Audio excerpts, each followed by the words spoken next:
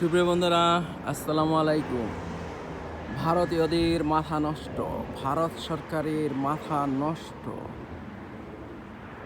তুর্কি অর্থাৎ তুরস্কের সরকার কেন বাংলাদেশে আসতেছে? বাংলাদেশকে সেই 700 বছর আগে অর্থাৎ 1335 সালের যেই সালতানাতে বাঙালা তৈরি করেছিল সুলতান শামসুদ্দিন ইলিয়াস শাহ, আফগানিস্তানের যুবক, যিনি পশতুভাষী, যিনি আফগানিস্তান থেকে বাংলায় এসেছিলেন এবং সালতানাতে বাঙালা রাষ্ট্র প্রতিষ্ঠা করেছিলেন। সেই সময়কার সালতানাতে বাঙালা আবার নতুন করে তৈরি করতে বাংলাদেশকে সাহায্য করতেছে তুরস্ক। আর সেজন্যই ভারত সরকার দোষারোপ করছে সরাসরি তুরস্ককে। এবার পাকিস্তানকে নয়, তারা দোষারোপ করছে তুরস্ককে। তুরস্ক কেন বাংলাদেশকে সালতানাতে বাঙালা গড়তে উৎসাহিত করছে, এটা নিয়ে তাদের মাথা ব্যথা। কিন্তু কথা হলো, বাংলাদেশ কিন্তু সালতানাতে বাঙালা তৈরি করতে উৎসাহী নয়। তুরস্ক এর একটা এনজিও নাকি বাংলাদেশের ভিতরে কাজ করতেছে, আর তারাই নাকি ভারতের বিভিন্ন এলাকা যেমন পশ্চিমবঙ্গ, ঝাড়খণ্ড, উড়িষ্যা, বিহার, ভারতের উত্তর পূর্বাঞ্চল, বার্মার আরাকান, রাখাইন, এই সমস্ত এলাকা নিয়ে যে সালতানাতে বাঙালা ছিল সেই 700 বছর আগের, সেই এলাকা যুক্ত করে একটা ম্যাপ প্রকাশ করেছে তুরস্কের এনজিও। আর এই জন্য ভারত সরকার দোষারোপ করছে এই তুরস্কের লোকদেরকে। কিন্তু কথা হলো যে বাংলাদেশ নিয়ে তাদের চক্রান্তের কি শেষ ছিল? গত 16টি বছর তারা বাংলাদেশ দখলে রেখেছিল।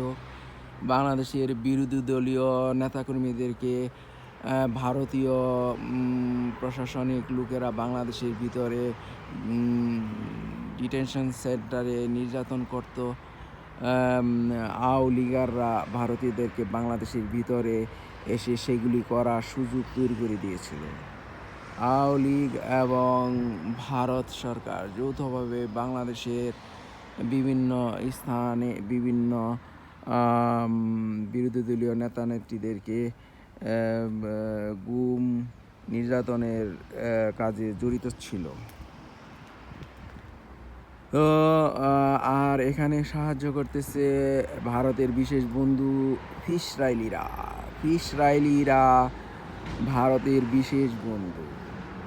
ভারত যদি ভালোই হবে, তাহলে মুসলমান বন্ধু বাদ দিয়ে ফিশরাইলিদেরকে কেন বন্ধু হিসাবে নিল? কারণ ভারতীয়রা জানে যে ফিশরাইলিরা কোনোভাবেই মুসলমান দেশগুলিকে পছন্দ করে না। আর ভারত সরকার, ভারতীয় লোকজনেরাও, বিশেষ করে ভারতীয় বিজেপির হিন্দুত্ববাদীরা ফিশরাইলিদের মতোই কোনো মুসলমান দেশকে পছন্দ করে না। যেমন বাংলাদেশ, পাকিস্তান, আফগানিস্তান এবং পার্শ্ববর্তী অন্যান্য মুসলমান দেশগুলিকে মোটেই তারা পছন্দ করে না। ফিশরাইলিরাও তেমন। দুই দেশের উদ্দেশ্য একই, তাই তারা বন্ধুত্ব করেছে বাংলাদেশের বিরুদ্ধে, পাকিস্তানের বিরুদ্ধে ষড়যন্ত্র করার জন্য।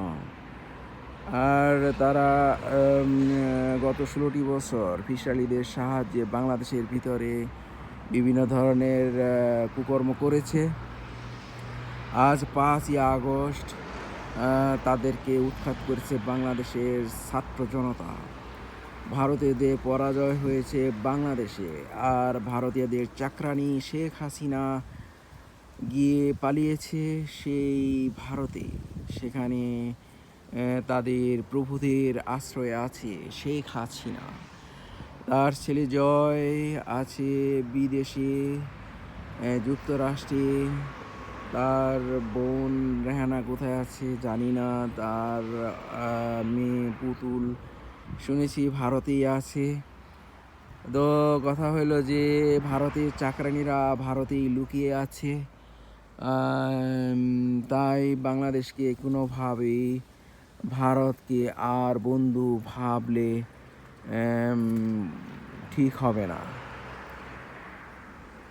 আর যেহেতু ওরা ফিশরালিদেরকে নিয়ে বন্ধুত্ব করেছে বাংলাদেশের বিরুদ্ধে ষড়যন্ত্র করার জন্য, তাই আমাদের অবশ্যই উচিত তুরস্কের সাথে বন্ধুত্ব করা, তুরস্ককে নিয়ে সামনে এগিয়ে যাওয়া। আর তুরস্কের সরকার বাংলাদেশকে এ ব্যাপারে সাহায্য সহযোগিতা করতেছে, আর এটাই ভারতীয়দের জ্বালাপোড়া।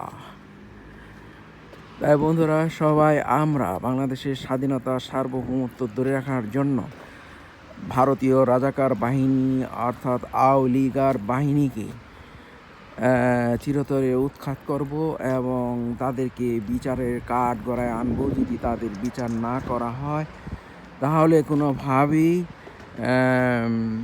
যারা শহীদ হয়েছেন এই ভারতীয় রাজাকার বাহিনী আওয়ামী লীগার বাহিনীদেরকে উৎখাতে তাদের আত্মা শান্তি পাবে না। বাংলাদেশের জনগণ আবার ভারতীয় রাজাকার বাহিনী আওয়ামী লীগারদের দ্বারা দখল হোক, শোষিত হোক, এটা বাংলাদেশের জনগণ কোনোভাবেই চায় না।